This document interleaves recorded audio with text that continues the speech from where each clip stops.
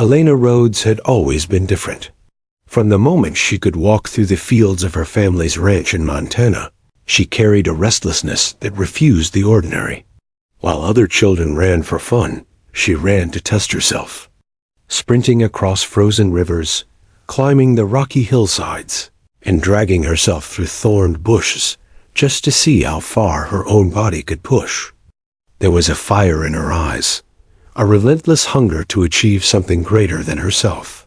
Her father had been a decorated Army veteran, and his absence, a scar left by war, had cast a shadow over her childhood.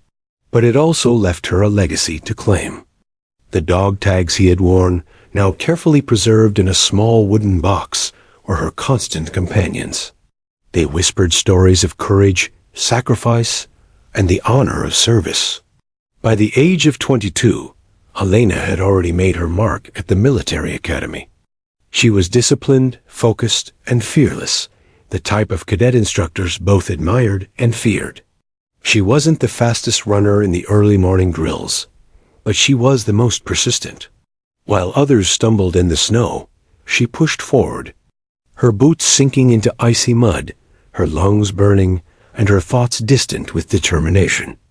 There was a strategy to her exhaustion, a quiet understanding that endurance often triumphed over raw strength.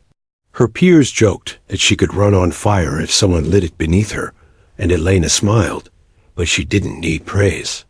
She was running for something larger, the dream of one day earning the Special Forces patch, of being among the best of the best. Her days followed a strict rhythm. Dawn found her on the frozen track, sprinting against the wind, her breath misting like smoke in the cold air. By mid-morning, she was in the classroom, memorizing tactical strategies, military history, and combat techniques. She excelled not just in physical endurance, but in the intellectual demands of the academy. She understood that a soldier's mind was as crucial as the strength of their body. Afternoon drills tested her agility, marksmanship, and stamina. Evening hours were for reflection, for reading, for planning the next challenge she would impose upon herself. Sleep was scarce, but in her world, it was a luxury she could not afford. Elena's instructors noticed her potential immediately. Major Carter, a gruff veteran of 2 deployments, once said, "That girl doesn't know the meaning of quit. She's either fearless or foolish, but either way, she'll go far." It wasn't flattery that motivated Elena. It was the weight of responsibility she carried. Her father's sacrifice, the lessons she'd learned from hardship, and the quiet drive to prove herself to the academy all combined into a single unshakable force. She was meticulous in every movement, every decision. Her comrades saw her as unyielding, sometimes intimidating, but undeniably inspiring. The academy had become her battlefield and her sanctuary. Every obstacle, every early morning drill, and every grueling exercise was a step toward the ultimate goal. Elena thrived on the pressure, relished the challenge. She often stayed behind. After training, running laps alone, climbing walls, or perfecting her rope techniques. She carried the weight of her ambition on her shoulders, as easily as she carried her backpack full of gear. It was never just about succeeding. It was about transforming herself into someone unbreakable, someone who could face chaos and emerge victorious. Yet fate has a cruel way of testing even the strongest. One crisp morning in late autumn, the cadets were tasked with a complex high-rope course, a test of agility, balance, and nerve. Elena approached the towering obstacle with her usual focus. She surveyed the ropes, calculating angles, distances, and momentum. The air was sharp, carrying the scent of wet pine and frost. Cadets moved past her with caution, but Elena trusted her training, her instincts, and the countless hours she had spent preparing for this very moment. She climbed with precision, each movement deliberate, controlled, and confident. And then it happened. As she reached the midpoint of the tower, the rope she relied on gave way. In an instant, the world shifted from controlled effort to uncontrollable chaos. Elena fell 40 feet, the wind roaring past her ears, her body twisting violently, and the ground rushing to meet her. Pain erupted with the force of 1,000 blows, shattering not just bones, but her sense of invincibility. Her vision blurred. Sounds were muted. All that remained was the deafening impact that sent her tumbling to the frozen earth below. For a moment, there was silence. Then chaos. Fellow cadets screamed, instructors shouted, and someone called for medevac. But Elena didn't move. Her mind was blank, her body unresponsive.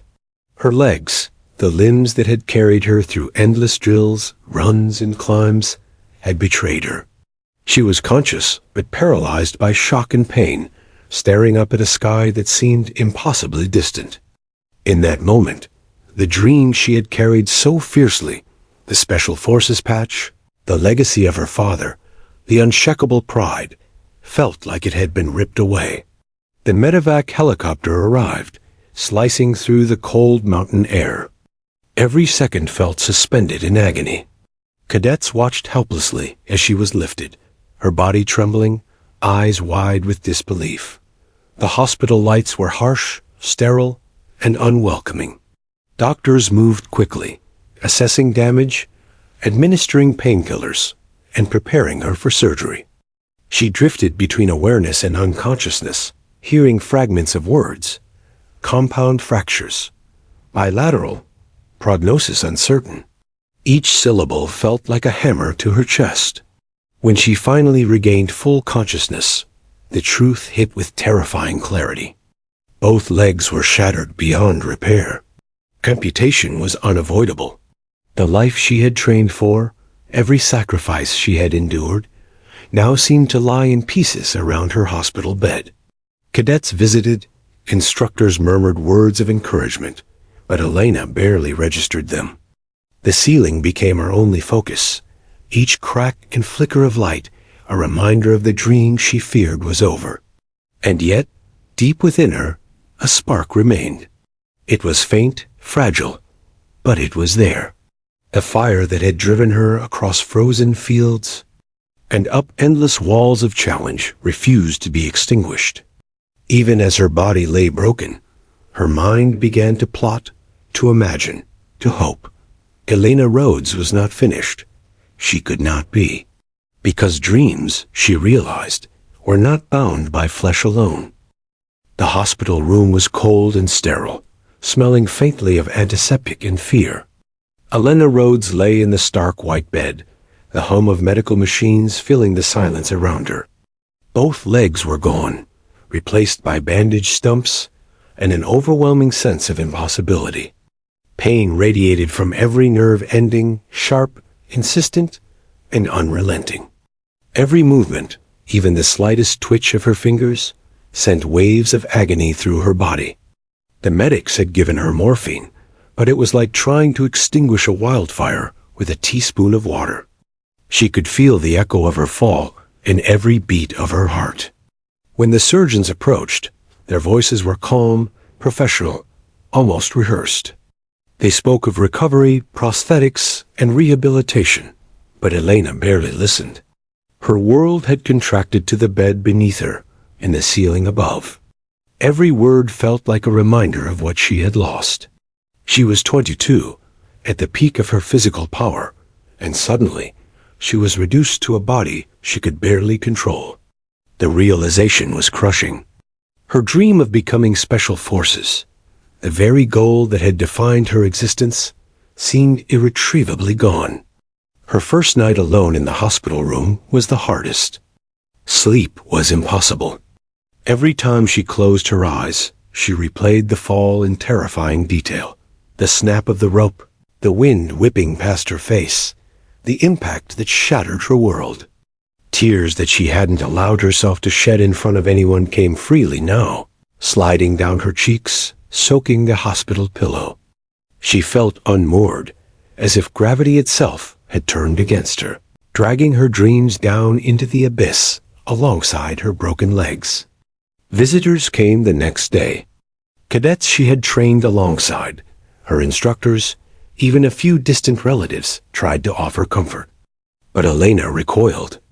She couldn't bear the pity in their eyes, the half-smiles, the soft words of encouragement. "You'll be okay," they said. "You're strong." But their words felt like salt on an open wound. Strength, she realized, meant nothing if you couldn't even walk. Even her father's dog tags, normally a source of pride and courage, felt heavy and suffocating around her neck. They reminded her of the legacy she could no longer honor. Days bled into weeks. Physical therapy began, but each session was a battle she did not yet want to fight. Small exercises, flexing stumps, trying to balance in a wheelchair, were exercises in frustration. The therapists encouraged her, praised her progress, but progress felt meaningless. She had lost the battlefield she had trained for, the life she had built, the identity she had carved out in sweat and determination. She felt unmoored, a soldier without a mission, a girl without her legs. Isolation became her companion. She refused to see anyone who she thought might try to cheer her up or coax her into hope. The television blared muted news in the background. She could barely focus. Even her own thoughts felt alien, fragmented, dark, and relentless. "You're finished," whispered one voice in her mind. "You're broken." Another countered weakly, "You can still fight." But it was almost drowned out by despair. She stared at the ceiling for hours, counting cracks, imagining herself running across the academy track, one final time before the fall had taken everything away. Her instructors visited, trying to anchor her back to life, but she resented them. How could they talk about perseverance when her legs were gone? How could they speak of duty when her body had betrayed her in a single moment? Major Carter, normally blunt and intimidating, tried to reach her, but Elena shrugged off his hand on her shoulder. "You don't understand," she said through clenched teeth. "You haven't been here. You don't know what it's like to lose everything in one instant." Then came the day Major Ben Carver arrived. Unlike the others, he didn't speak with pity or hesitation. He didn't linger by the bedside or offer empty words. He looked at her, truly looked, as though reading every line of frustration, despair, and rage written across her face. Carver had a presence that demanded attention without asking for it. A calm authority that suggested he had survived battles far greater than this hospital room could ever offer. "Legs don't make a soldier," he said simply, sitting down in the chair beside her bed. No preamble, no softening of words. Just a statement, firm, undeniable, and somehow shocking in its simplicity. Elena's first instinct was anger. How could he possibly understand? Her legs were gone. Her dream was gone. The fight was over. Yet there was something about the way he said it, the confidence in his tone, that cut through the despair. "I lost an arm in Afghanistan," Carver continued. "People thought I was finished. They called me broken. Guess what? I'm still here. Still fighting. Still leading. You want to know why? Because the fight isn't in your body. It's in your mind, in your will, in your heart. That's where soldiers are made." Elena hated him in that moment. She wanted to shout, to scream, to tell him that he had no idea what it felt like to lie in a hospital bed, staring at the ceiling, knowing your dreams were gone. But as the hours passed, and Carver stayed, telling her stories of impossible missions, near-death experiences, and survival against all odds, something stirred inside her. A spark, faint and flickering, but unmistakable. She had survived the fall. She was alive. That, at least, was undeniable. And if she was alive, maybe, just maybe, she still had a choice. She began to stare at herself in the mirror for the first time in weeks. The reflection was alien. A young woman with stumps instead of legs, eyes shadowed with pain, hair tangled and unkempt. But beneath it, she saw something familiar, the same determination that had driven her across frozen fields, that had pushed her through impossible training drills. It hadn't disappeared. It had only been buried beneath the weight of her new reality. The first night she tried to sit up without assistance was a revelation. Pain shot through her stumps, but she did it anyway. The second day, she lifted herself into a wheelchair and wheeled herself down the hallway, ignoring the small protests of her body. Every movement, every small success, was a quiet rebellion against despair. Carver watched from a distance, nodding silently. He didn't offer praise. She didn't need it. She was beginning to understand what he had meant. The fight wasn't over. It had merely changed shape. By the end of the second week, Elena could manage brief stretches on her bed, strengthening her core, regaining control of her upper body. Each session was grueling, but she started to feel a faint thrill she hadn't experienced since the fall. The thrill of challenging herself, of pushing limits, of refusing to surrender. It was a small victory, but in her mind, it felt monumental. For the first time since the accident, she dared to imagine a future beyond the hospital walls. And deep down, a question began to form. If survival was possible, if movement was possible, if she could reclaim some part of herself, could she reclaim the fight she thought was lost? Could she somehow still be a soldier, not in the way she had imagined, but in a way that mattered more than she had ever dreamed? The answer, Elena realized, would not be simple. It would require pain, endurance, and relentless determination. But for the first time in weeks, she felt a flicker of hope, a whisper of fire, hidden but alive. And in that flicker, she found the first hint of a new dream, one that could rise from the wreckage of her legs and the ruins of her despair, forged in willpower and steel rather than flesh. Rehabilitation began like a war she had never trained for. The hospital's physical therapy wing became a battlefield, each machine an exercise, a relentless adversary. Elena Rhodes, who had once scaled walls and sprinted across frozen fields with ease, now struggled to lift herself from her bed unaided. Her upper body ached, her stumps throbbed, and every movement reminded her that her legs, the very limbs that had defined her identity, were gone. Frustration and despair gnawed at her, stronger than any physical pain. She wanted to quit, to curl into herself, and surrender to the emptiness.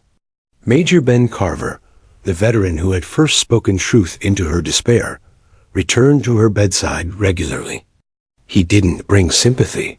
He didn't offer platitudes. He arrived armed with experience, discipline, and an unyielding belief that Elena was far stronger than she knew. "You've survived worse than this fall," he said once, his voice calm, resonant. "You've endured pain, fear, and uncertainty before. This is no different. The battlefield has changed, but the soldier hasn't." Carver shared stories of his own wounds, of missions where survival seemed impossible. He recounted the day his arm was torn by an IED in Afghanistan, the excruciating pain, the darkness of despair, and the disbelief of those around him. But he also spoke of recovery, ingenuity, and the unbreakable human will. "People told me I was finished," he said, leaning back in his chair. "They said I'd never lead again. But strength isn't in the flesh. It's in here." He tapped his chest over his heart. Elena listened, initially with skepticism, then with a flicker of curiosity. Perhaps this man, missing an arm and scarred in ways she could barely imagine, truly understood what it meant to fight from the ground up. Therapy began in earnest. The first days were unbearable. Simple exercises, like rolling onto her side or using her arms to lift herself, left her exhausted. Pain surged like electricity through her stumps. Every time she fell back into the hospital bed, she felt a crushing wave of failure. Her instructors and therapists encouraged her, but she could only see the void where her legs once were. She would lie awake at night, staring at the ceiling, haunted by memories of running drills at dawn, the cold wind in her hair, the pride of outlasting everyone in the academy. That life, it seemed, belonged to someone else. But Carver refused to let her surrender. He approached her during a particularly grueling session, his eyes unflinching. "Every time you give up," he said, "you hand your power to the fall. Do you want that? Do you want the accident to define you? Or do you want to define it?" Elena didn't answer. She couldn't, but his words settled somewhere deep inside her, like seeds planted in frozen soil, waiting to grow. Weeks passed, and progress, though painfully slow, began to manifest. Carver introduced her to adaptive techniques, how to use her arms and core strength to maneuver herself, how to balance on stunts, how to rely on muscles she had never trained before. The exercises were excruciating, yet each small achievement ignited a spark of hope. For the first time since the fall, Elena allowed herself to feel a semblance of control. She could lift herself into a wheelchair. She could shift her weight independently. She could roll across the floor under her own power. Each act, though minor, was a rebellion against despair. Carver didn't merely coach her physically. He trained her mind. "Visualize the battlefield," he said one afternoon, as she struggled to stand using parallel bars. "Picture yourself in a mission. Imagine every challenge, every obstacle, every enemy. Now imagine yourself overcoming it, despite everything. You do it here, before you even face it in the field." Elena hated the idea at first. How could she imagine missions when she couldn't even imagine walking? Yet, gradually, her mind began to obey. She saw herself moving with precision, leaping over obstacles, lifting teammates to safety. It was mental rehearsal, and slowly it became a lifeline. By the third month of intensive rehabilitation, Elena's determination transformed her pain into fuel. She refused to let setbacks define her. When a stump became infected or a prosthetic prototype failed, she lashed out in frustration, screaming and crying, and then returned to the exercises, pushing harder. The nurses and therapists began to marvel at her resilience. Carver, watching from the corner, nodded silently. He recognized the same spark he had seen in countless soldiers who refused to be broken by circumstance. Elena Rhodes, despite everything, was beginning to rise. The breakthrough came unexpectedly one morning. A newly delivered experimental prosthetic, a sleek carbon fiber limb designed for tactical agility, lay on the table beside her. The device was state-of-the-art, capable of mimicking human gait and withstanding extreme conditions. Elena's heart pounded as she strapped it on. The first steps were shaky, terrifying. The floor seemed to tilt beneath her. Every muscle in her body protested. And then, something extraordinary happened. Step by step, she began to walk. Then run. Not smoothly, not perfectly, but she was moving, independent, unstoppable. Tears streamed down her face. After weeks of darkness, she felt something she hadn't in months: hope. Carver didn't celebrate for her. Instead, he simply said, "Good, now learn to fight with it." The statement was not just literal, but symbolic. Walking again was not the end. It was the beginning. Elena understood instantly. She could reclaim her life, her identity, and her dream, not as the cadet she had been, but as someone stronger, smarter, and unbreakable. Every failure she had endured in rehabilitation became a lesson in persistence. Every drop of sweat a reminder that the human will could triumph over adversity. By the 6th month, Elena was no longer confined to the hospital. She could navigate stairs, climb short obstacles, and run short distances with her prosthetic. Cadets visiting the facility stared in awe. Whispers of "the girl who defied the fall" spread quickly. Yet Elena remained focused. She did not see herself as remarkable. She saw herself as a soldier, She trained rigorously, using her new limbs to simulate field exercises, running drills that tested her endurance, balance, and coordination. Each day, she refined her movements, learning how to exploit her prosthetics' unique advantages. The most critical lesson Elena learned during this period was mental resilience. The fall had taken her legs, but Carver had taught her that it could not take her mind, her spirit, or her determination. She spent hours visualizing combat scenarios, planning strategies, and analyzing past missions. She discovered a new edge, her ability to think faster, to anticipate challenges, to adapt instantly. Her disability became an unexpected advantage. Her body had changed, but her will had sharpened. By the end of the year, Elena Rhodes had transformed from a broken cadet into a soldier reborn. Her physical recovery was remarkable, but the most profound change lay in her mind and spirit. She no longer feared the future. She no longer saw herself as limited. She understood, in the deepest sense, that the battlefield was not only in terrain and combat, but in the heart of the soldier who refused to surrender. And for Elena, that refusal had become an unbreakable law of existence.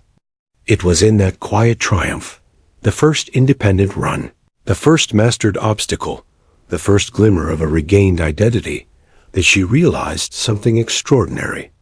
The fall, the pain, the despair, they had not destroyed her. They had forged her. Like steel tempered in fire, Elena Rhodes had emerged stronger, sharper, and more determined than ever before. And though the path ahead was long and fraught with challenges, she had taken the first critical step toward reclaiming the dream she had once felt lost forever. The hospital walls, once confining and cold, had become a crucible. Elena Rhodes was no longer the cadet who had fallen from a training tower. She was something new, something forged from both tragedy and unyielding determination. Her new carbon fiber prosthetic legs glinted in the morning sunlight that spilled through the therapy room windows, sleek and engineered for movement, endurance, and combat. But technology alone could not restore what was lost. It required something far harder: resilience, grit, and an ironclad will that refused to surrender. Strapping herself into the advanced prosthetics for the first time, Elena felt a surge of both fear and exhilaration. The metal limbs were alien at first, heavier than she imagined, rigid where her flesh had been supple, strange in movement and balance. Every step was a negotiation, each motion a dialogue between body and machine. The first attempt at walking left her trembling and gasping for breath, her muscles screaming in protest. For a moment, doubt crept in like a shadow over her mind. Could she ever truly reclaim her mobility? Could she ever run, jump, or fight again? She rose, and then she fell. And she rose again. Elena's training regimen became brutal, mirroring the intensity of special forces drills, but adapted for her new body. She began with walking, then progressed to running on straight stretches, gradually incorporating turns and obstacles. Each day she pushed further, balancing on uneven terrain, sprinting across slippery floors, climbing short walls. Pain was constant, a background score to every movement. Blisters formed along the contact points of her prosthetics, muscles burned, and joints ached. But each failure fueled her resolve. Every stumble was an opportunity to learn, to adapt, to grow stronger. Carver remained her unwavering mentor. He introduced her to techniques that exploited her new limbs rather than limited her. The prosthetics are tools, he explained, not limitations. They can give you advantages others don't have: speed, stability, endurance. But you have to master them first. Elena began to see her carbon fiber legs not as replacements for what she had lost, but as extensions of her own body, capable of feats her human legs might never achieve. It was a revelation, a shift in mindset that would define her path forward. Weeks turned into months. Elena's training evolved from basic mobility to complex tactical exercises. She ran obstacle courses designed for Special Forces candidates, dodging simulated gunfire, leaping over barriers, and carrying weighted dummies across challenging terrain.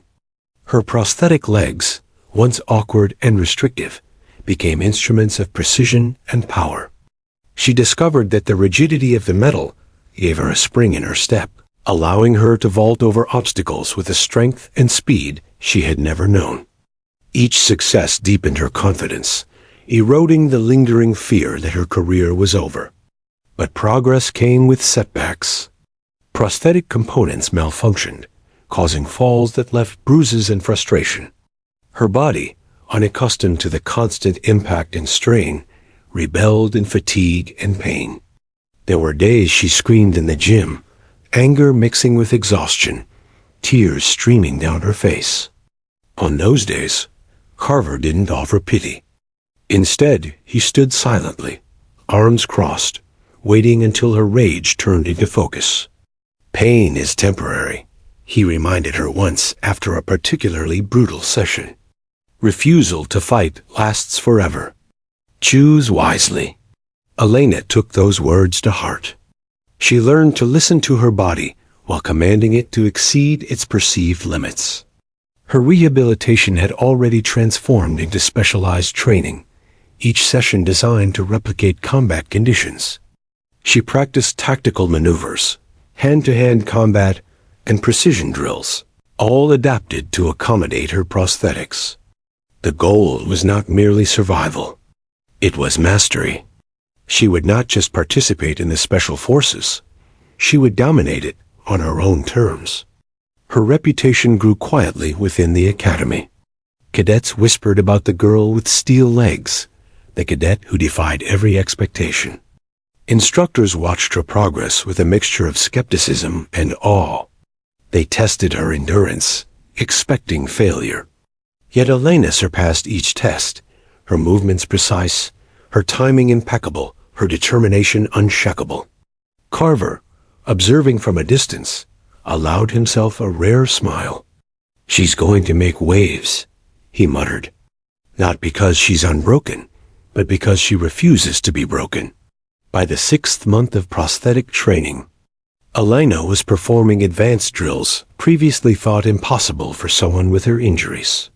She sprinted across uneven terrain while carrying weighted packs, crawled through mud and sand, and scaled walls with mechanical precision.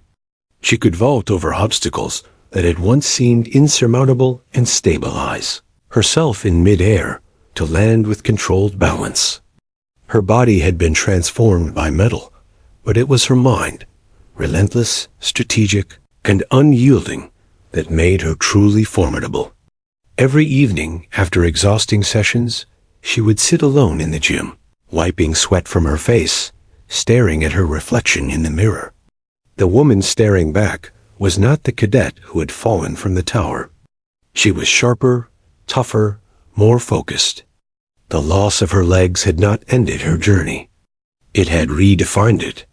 She had become a hybrid of human resilience and technological advantage, forged in the crucible of pain and ambition. The true test came unexpectedly.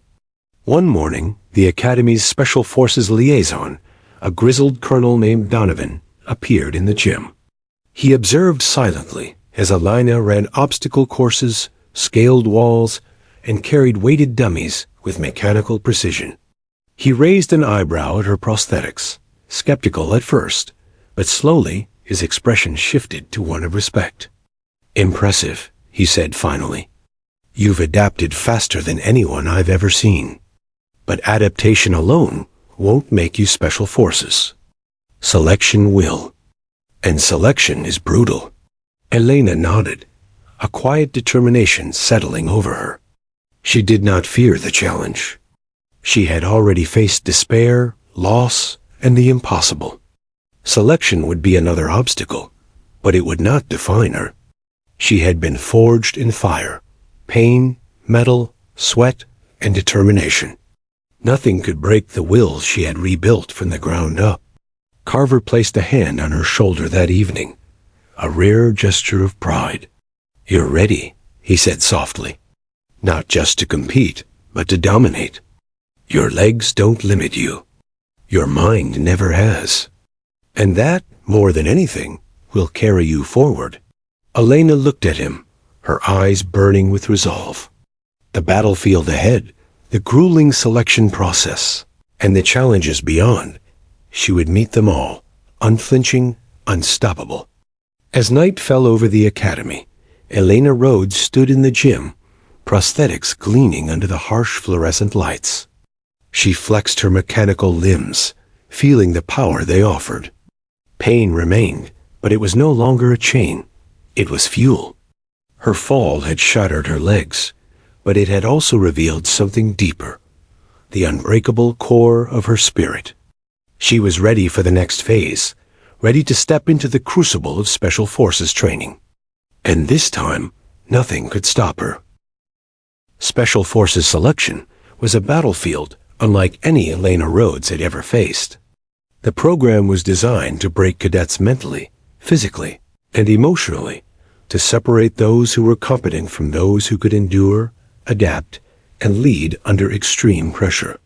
For most, the relentless schedule, brutal exercises, and psychological stress were overwhelming. For Elena, it was more than a test of skill. It was a crucible that would determine whether she could reclaim the identity stolen by her accident.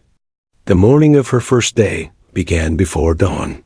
Frost covered the training fields, each blade of grass glinting like shards of glass in the weak sunlight. Cadets huddled together, exchanging quiet words, tension hanging heavy in the air. Elena, her carbon fiber prosthetic legs gleaming under the early light, stood apart. She felt their eyes on her, some curious, some skeptical, some even dismissive. They had heard the rumors. The girl who fell from the tower. The cadet with steel legs. Can she really make it through? She ignored the whispers, focusing instead on the cold rhythm of her breath and the promise she had made to herself. She would not be defined by loss, only by resilience. The first obstacle was deceptively simple. A 200-yard sprint through mud while carrying a weighted pack. The instructors expected a stumble or a struggle. Most of the cadets shot forward, muscles straining and hearts pounding. Elena tightened her prosthetic straps, squared her shoulders, and began. The first steps were awkward, every joint protesting. But as she found her rhythm, she realized that the carbon fiber limbs, once alien, now offered advantages. She pushed off the ground with explosive force, her balance perfect, her speed unrelenting. By the time she crossed the finish line, she was not at the front, but she was far ahead of where anyone expected her to be. The day worsened with obstacle courses that demanded climbing, crawling, jumping, and teamwork. Barbed wire hung low over the muddy ground. Walls loomed impossibly high, and the instructors shouted commands, corrections, and threats. Cadets fell behind, exhausted, some abandoning their packs or giving up entirely. Elena refused to quit. When a prosthetic malfunctioned mid-climb, she didn't collapse. She tore it off, climbed the wall using only her arms, and landed with controlled precision on the other side. Her classmates stared, astonished. "Iron legs," they whispered. Elena didn't hear them. She was focused on survival, precision, and the next challenge. By the third day, mental and psychological trials intensified. Cadets were subjected to extreme sleep deprivation, disorienting simulations, and unexpected stressors designed to provoke panic. Elena fought to remain calm, drawing on lessons from her rehabilitation. She visualized every scenario she had trained for, every movement she had perfected, and every ounce of her willpower. While others faltered under exhaustion, she moved deliberately, methodically, as if guided by instinct. Her body ached, every movement a negotiation with pain, but her mind remained sharp, alert, and unyielding. Night exercises were the cruelest. Cadets were dropped into unfamiliar terrain, tasked with navigation, survival, and mission objectives under total darkness. Elena's prosthetic legs made stealth difficult. The metal joints creaked slightly over uneven ground, yet she adapted. She adjusted her gait, used the terrain to mask movement, and coordinated silently with teammates. When a simulated enemy engagement occurred, she maneuvered through obstacles with speed and accuracy, extracting injured cadets with a combination of strength, ingenuity, and raw courage. By sunrise, she was exhausted, covered in mud, and yet undefeated. Physical drills pushed her to the limits of endurance. She carried logs heavier than her own body, sprinted up steep inclines in freezing rain, and crawled under electrified wires that sent sharp jolts through every fiber of her body. Every failure became fuel. When cadets mocked her prosthetics, she ignored them, letting her results speak louder than words. "She's unstoppable," one cadet muttered. Another scoffed. "How can she keep up?" Yet day by day, Elena proved the skeptics wrong. Her determination and skill, carving respect from the most hardened instructors. By the end of the first week, attrition had reduced the group dramatically. Only 7 candidates remained in the top tier. Elena was among them. Her body was battered, her stumps raw, and her muscles screaming in protest. But she moved with precision, efficiency, and power. The instructors watched, silent, noting the cadet who refused to quit, who overcame every obstacle, and who had transformed apparent weakness into an unprecedented advantage. She wasn't a symbol of pity. She was a storm, unrelenting and unstoppable. The culmination of the selection came with the final obstacle, a night-long simulated mission that tested endurance, strategy, teamwork, and mental fortitude. Cadets navigated unknown terrain, extracted simulated hostages, and coordinated under extreme stress. Elena's mind was razor-sharp. Her body, though physically taxed, responded with near-perfect execution. At one point, a teammate became trapped under debris during the mission. Without hesitation, she lifted him, using her upper body and mechanical limbs with incredible strength, and guided him to safety. Her actions were decisive, courageous, and flawless. When the exercise concluded at dawn, instructors gathered the remaining cadets. Silence hung over the group, punctuated only by ragged breaths and the dripping of rain from soaked uniforms. One instructor spoke. "Selection is not just about who survives the physical test. It's about who thrives under pressure, who adapts when the impossible strikes, who refuses to quit. You, Cadet Rhodes, have done all of that and more." A murmur of astonishment rippled through the remaining group. Elena felt no relief, only quiet satisfaction. She had survived, yes, but more importantly, she had proven that her accident, her prosthetics, and her past trauma could not define her. As she stood, drenched in rain and exhaustion, she looked out over the training grounds. For years, she had dreamt of this moment, imagined herself earning her place among the elite. The path had been cruel, filled with pain, despair, and uncertainty, yet she had endured. She had not just reclaimed her dream, she had reshaped it, forging a version of herself stronger, smarter, and more resilient than she had ever imagined.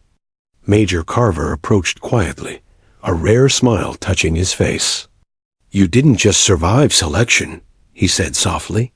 "You dominated it. And domination isn't about strength. It's about willpower. You've got more of that than anyone I've ever met." Elena nodded, a quiet fire burning in her chest. She had fought the impossible, defied expectations, and emerged victorious. Yet she knew this was only the beginning. Combat, missions, and the world beyond training awaited, and she would meet it head-on, unbroken, and unstoppable. The whispers that had followed her, iron legs, the girl who fell from the tower, had transformed. They no longer carried skepticism or doubt. They were spoken with respect, awe, and a hint of fear. Elena Rhodes had returned to the battlefield, not as a victim of fate, but as a master of her destiny. And in the silence of dawn, as her boots touched the mud-soaked ground, she made a promise to herself. No challenge, no injury, no obstacle would ever define her again. She would define herself. Elena Rhodes had conquered the Academy's trials, mastered her prosthetic legs, and earned her place among the elite. But the battlefield would be an entirely different crucible. Her first mission was assigned with little warning, a hostage rescue deep in the Horn of Africa. Intelligence reports indicated that a militant faction had captured civilians in a remote desert village. The mission required precision, stealth, and split-second decision-making. For many, it was high risk. For Elena, it was the ultimate test. This would reveal not just her physical capabilities, but her mental and emotional steel under real combat conditions. The team inserted under cover of darkness, navigating the rugged desert terrain. The air was thick with dust, stinging eyes and lungs, and the heat already oppressive even before dawn. Elena's prosthetic legs moved silently over sand and rock, her body adapting instinctively to uneven terrain. The team split into tactical units, advancing cautiously toward the village where hostages were held. Every shadow could conceal a threat. Every sound demanded attention. Elena's heart pounded, but her training, mental rehearsal, and indomitable will guided her movements. She was no longer a cadet. She was a soldier fully aware of the stakes. Suddenly, an IED detonated beneath their vehicle. The explosion threw the squad into chaos. Sand and smoke filled the air, metal twisted, and debris rained down. Elena was thrown to the ground, the force of the blast sending shockwaves through her prosthetics. Pain flashed sharply, a jolt reminding her of the vulnerability she still bore. Yet she did not hesitate. Ignoring the shock, she assessed her teammates. 2 were injured, 1 critically. She adjusted her prosthetics, gritted her teeth, and moved into action. There was no time for fear. Survival depended on precision and speed. Crawling through the debris, Elena reached the most seriously wounded soldier. Her carbon fiber limbs, once questioned, now gave her strength and leverage beyond expectation. She hoisted him across her shoulders, maneuvering through the wreckage, and carried him to a safer position. The IED had left the vehicle disabled, but the team was alive, largely because Elena refused to falter. Her heart raced, every muscle in her body screaming in protest, yet her mind remained sharp. She was the calm in the storm, the decisive force keeping her squad alive. As they regrouped, the team faced another challenge: securing the village where hostages were held. The militants were armed, vigilant, and prepared for confrontation. Elena's training kicked in. She led the way through narrow alleys, scanning for threats, signaling her teammates, and moving with tactical precision. Her prosthetic legs allowed her to pivot, vault over debris, and maintain speed despite the rough terrain. Every movement was calculated, every decision critical. The adrenaline coursing through her veins heightened her senses, and for the first time, she realized her prosthetics could be an advantage in combat scenarios rather than a limitation. The confrontation was inevitable. Gunfire erupted, echoing through the village like thunder. Elena advanced, taking cover behind a crumbling wall, her team following her lead. A militant raised his weapon, aiming for a teammate. Without hesitation, Elena rolled forward, fired with precision, and neutralized the threat. Her movements were fluid, seamless, a combination of training, instinct, and adaptation to her new body. Every cadet who had doubted her abilities now witnessed what years of perseverance, grit, and determination could achieve. She was no longer the girl with steel legs. She was a soldier, unstoppable in her focus and execution. Hours later, after navigating traps, ambushes, and hostile terrain, the hostages were secured.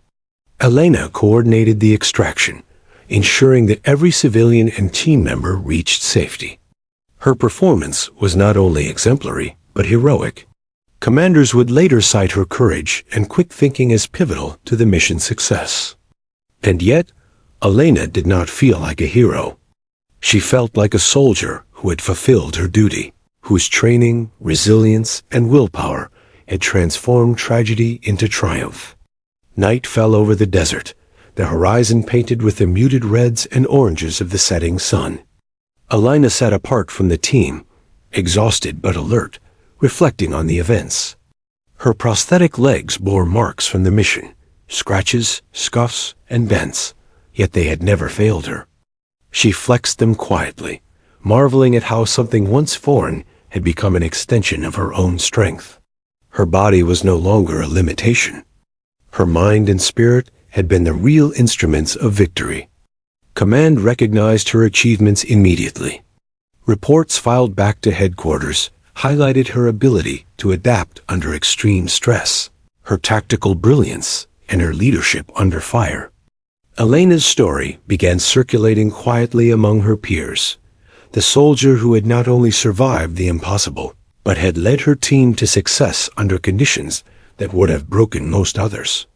Yet she remained humble, focusing not on accolades, but on the knowledge that she could face adversity, pain, and fear, and emerge unbroken. The mission also had a deeper impact on Elena personally. It revealed to her that strength was not merely physical. She had trained her mind and body to endure, but it was her refusal to succumb to doubt, fear, or limitation that had truly defined her. The fall, the accident, the months of rehabilitation, all of it had prepared her for this moment. Every scar, every bruise, every sleepless night had forged her into a soldier capable of performing under pressure, of making critical decisions, and of protecting lives without hesitation. In the quiet hours after the mission, Elena allowed herself a rare moment of reflection. She thought of her father's dog tags, worn now around her neck during the operation, a silent reminder of legacy and duty. She thought of Carver, whose mentorship had guided her from despair to mastery. And she thought of herself, the cadet who had fallen, the soldier who had risen, and the warrior who had proven that limitations were only what one allowed them to be. Elena Rhodes had been tested in fire, in steel, and in blood. She had walked through darkness, clawed her way back from despair, and now stood on the other side, stronger than she had ever imagined.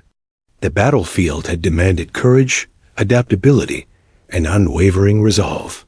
She had delivered on all counts. And as she gazed at the stars beginning to pierce the desert night, she realized something profound. Her journey was far from over. Combat was only the beginning. The true challenge would be continuing to push boundaries, inspire others, and redefine what it meant to be a soldier, with or without legs. Her return from the mission was met with quiet admiration and respect. Fellow soldiers who had witnessed her feats spoke in hushed tones, sharing stories of the cadet who had adapted, persevered, and thrived in conditions that would have destroyed most. She did not boast. She did not celebrate. Elena had learned long ago that true strength is measured not by recognition, but by the ability to endure, to adapt, and to lead when it mattered most. By the end of her first deployment, Elena Rhodes had not only survived the crucible of combat, but had rewritten the narrative of what it meant to be a soldier with prosthetic limbs. She had transformed limitation into advantage, pain into motivation, and uncertainty into unshakable confidence.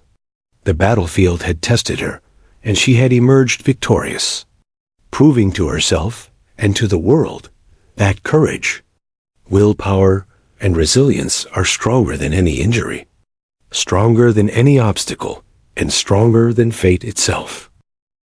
Elena Rhodes returned from her first combat deployment, not just as a survivor, but as a legend in the making.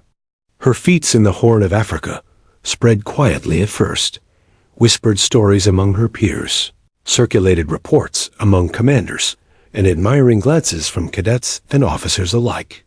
She had shattered every expectation, proving that disability was not a weakness, that courage and determination were more powerful than flesh. But for Elena, the accolades meant little.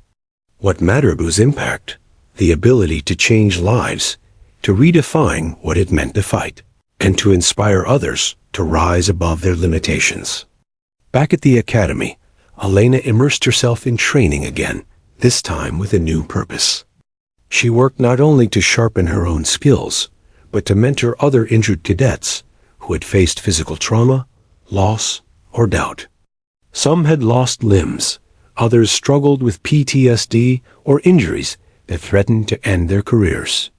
Elena saw herself in each of them, the fear, the despair, the sense that life and duty were over. She shared her story openly, the fall, the months of grueling rehabilitation, the painstaking adaptation to prosthetics, and the eventual triumph in combat. Her words resonated. She didn't speak as a symbol or a celebrity. She spoke as someone who had endured, suffered, and rebuilt herself from the wreckage. Her mentorship became transformative. Cadets who had resigned themselves to failure began to train harder, adapt creatively, and challenge themselves in ways they had never thought possible. Elena taught them not only tactical skills, but mental resilience, the art of visualization, and the strategy of turning weaknesses into strengths. She demonstrated, time and again, that obstacles could become opportunities, that injury could be a catalyst rather than a barrier. Her presence alone was a testament to human willpower. One winter morning, she led a group of cadets through an extreme endurance drill in the mountains. Snow and ice coated the trails, wind bit through every layer of clothing, and the altitude left them gasping for air. Many cadets faltered, but Elena pressed forward, her prosthetic legs gripping the frozen ground with mechanical precision. She encouraged each cadet individually, helping one regain balance, demonstrating to another how to shift weight effectively on uneven terrain. The group followed her instinctively, inspired not only by her skill, but by the unspoken message she carried. Nothing could stop them if they refused to stop themselves. Her impact extended beyond the academy. Commanders began involving her in adaptive training programs for injured soldiers returning from deployment. She helped design courses that tested physical and mental endurance, utilizing prosthetics, adaptive equipment, and creative strategies to simulate combat conditions. The programs were initially met with skepticism. Could a soldier with artificial limbs truly demonstrate combat readiness? But Elena's participation silenced doubt. She performed every exercise, obstacle, and mission scenario flawlessly, proving not only her own capability, but establishing a standard for what injured soldiers could achieve. During one particularly grueling training simulation, Elena encountered a young cadet named Marcus, who had lost his lower leg in a motorcycle accident. He had withdrawn from peers, avoided training, and resigned himself to the belief that he could never return to operational readiness. Elena approached him quietly, observing his hesitation during a climbing drill. Without a word, she demonstrated her prosthetic techniques, showing him how to shift weight, balance, and leverage strength in unexpected ways. Then she guided him through each movement, step by step, until he conquered the wall. Tears of relief and pride filled his eyes. Elena simply nodded, letting the lesson resonate silently.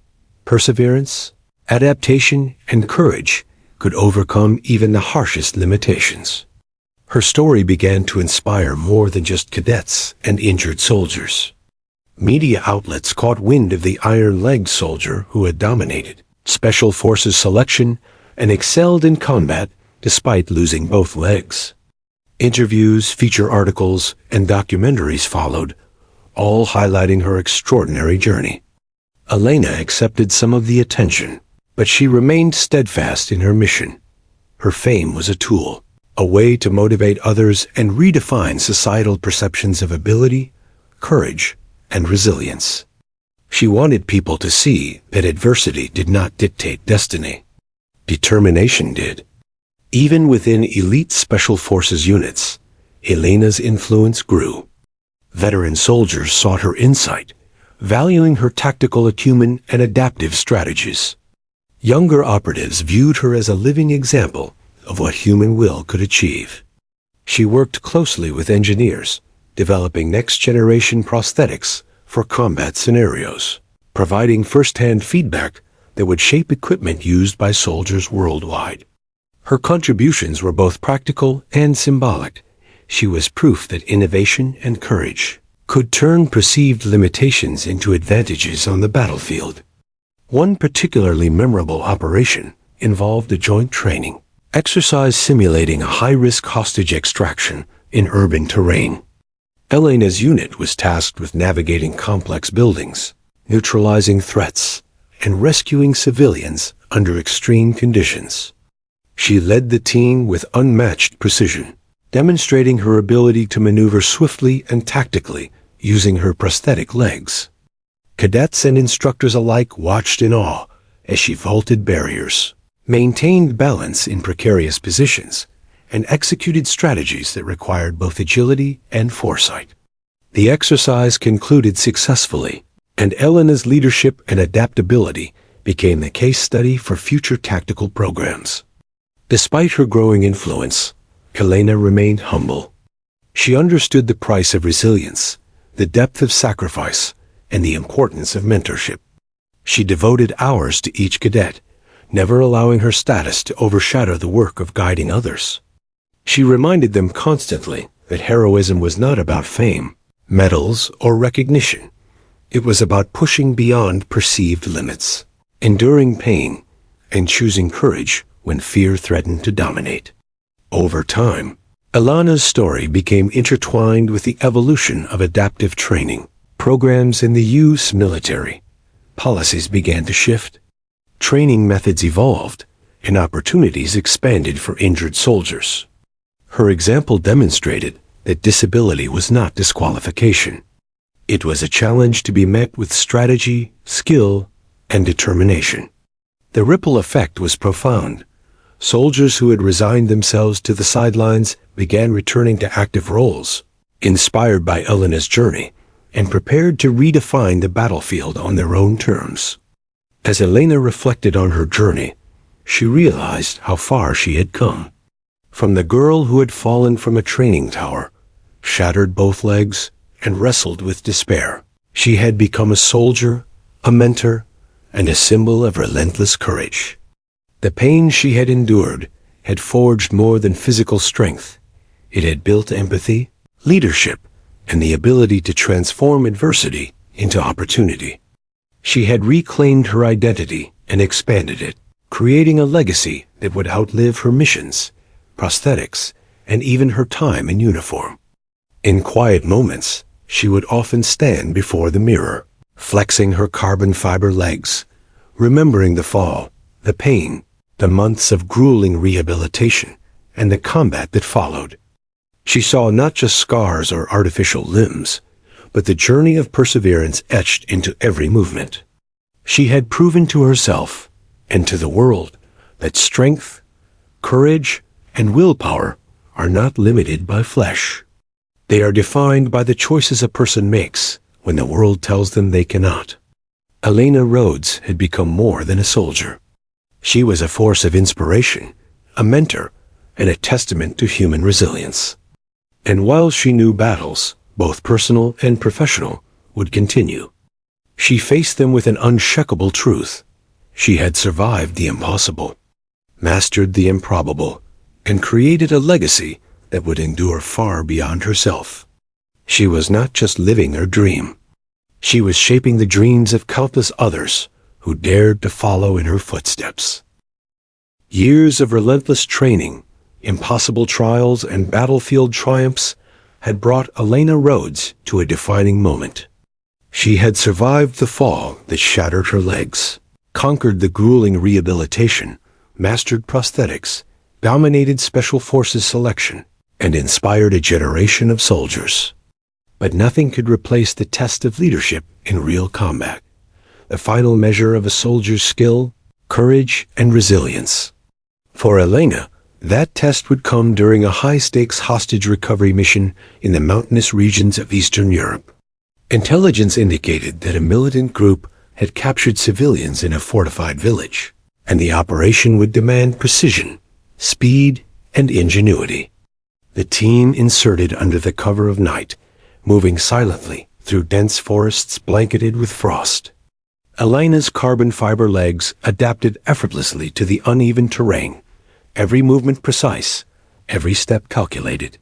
Despite the darkness, her mind remained clear, visualizing every obstacle, every tactical maneuver she had studied countless times during simulations.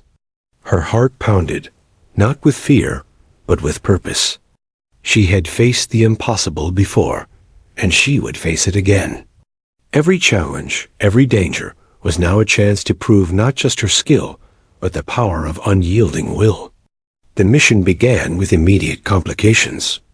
The team encountered an unexpected patrol of militants ahead of schedule, forcing them into a tense, improvised engagement. Bullets whizzed past, echoing in the trees, and the cold night air filled with the acrid scent of smoke. Elena led her unit with the confidence of someone who had faced death before. She vaulted over fallen trees, ducked behind cover, and returned precise suppressive fire, all while coordinating her teammates' movements. Each action was fluid, instinctive, and deadly effective. Her prosthetic legs, once thought to be a limitation, allowed her to move with a speed and balance that even some fully able-bodied soldiers struggled to match. As the team advanced, they reached the fortified village. The militants had established barricades, booby traps, and sniper positions. Standard tactics would not suffice. Elena analyzed the terrain, identified the weak points, and devised a plan on the spot.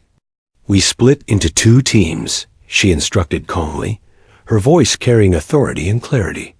"Team Alpha creates a diversion here. Team Bravo infiltrates from the west. Follow my lead." Her teammates, seasoned soldiers themselves, trusted her instinctively. Her reputation for adaptability, courage, and intelligence had earned their confidence, and they knew hesitation could cost lives.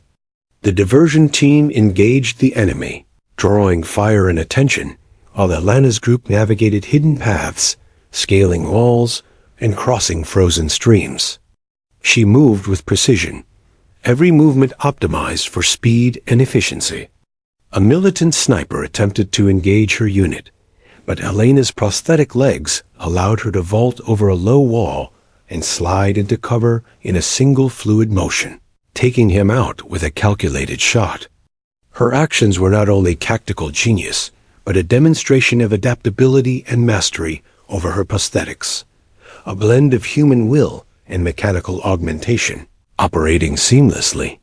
Inside the village, hostages huddled in fear. Elena's calm presence reassured them. She signaled her team to move carefully, securing each building and ensuring the safety of civilians. The militants resisted fiercely, but Elena's strategy, combined with her unit's training and coordination, allowed them to neutralize threats quickly and methodically.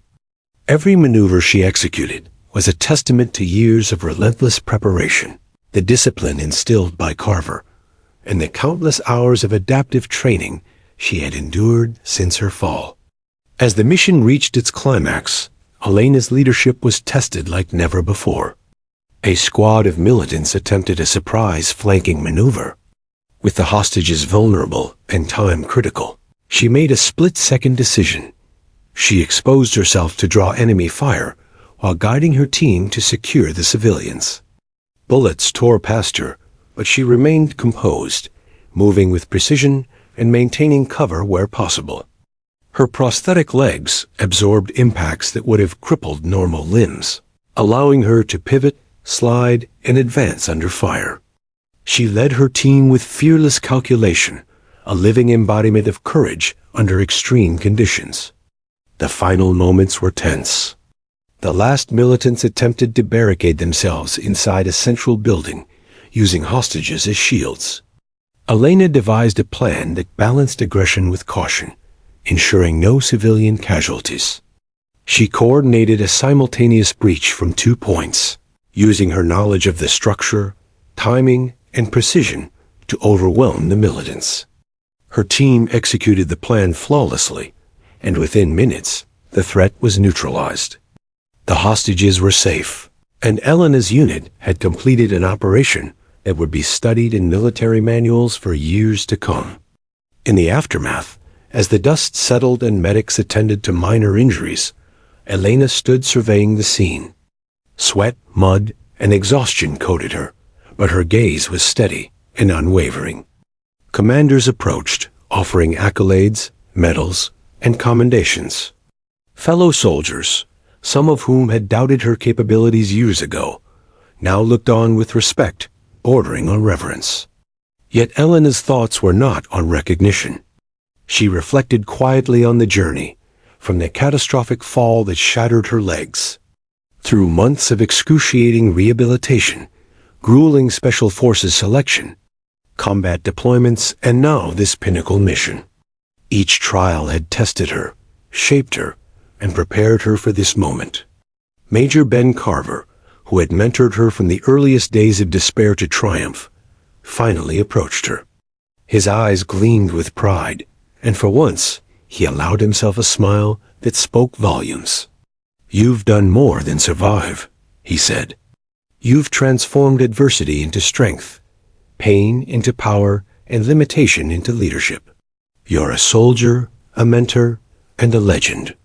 Elena nodded silently, knowing that his words, though profound, captured only a fraction of the journey she had undertaken.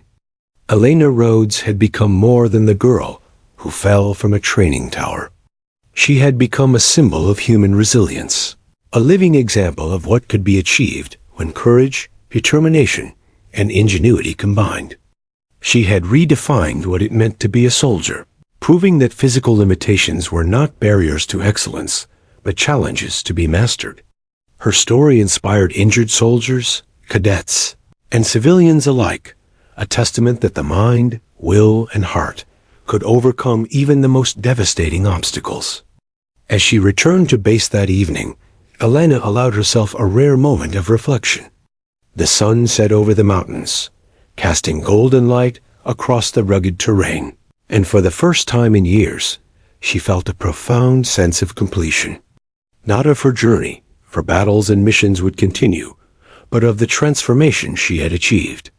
She had faced despair, broken barriers, and reshaped herself into a force unstoppable by circumstance. Every scar, every bruise, every sleepless night had forged a soldier whose legend would endure far beyond her own missions. In quiet moments, she thought of the cadets she had mentored, the soldiers she had inspired, and the innovations she had influenced. Her legacy was not built on medals or recognition alone, but on the lives she had changed, the boundaries she had pushed, and the hope she had instilled. From the girl who had been shattered physically to the soldier who dominated the battlefield mentally, Elena Rhodes had become a living testament to the power of resilience, determination, and human will. And as night fell, stars glittering like shards of possibility overhead, Elena Rhodes looked ahead. She knew challenges would continue, danger would persist, and adversity would never fully disappear. But she also knew this. She had faced the impossible, mastered the improbable, and proven to herself and the world that courage, adaptability, and unyielding willpower could triumph over any obstacle. She had fallen, risen, fought, and inspired. She was not merely a soldier, she was a legend.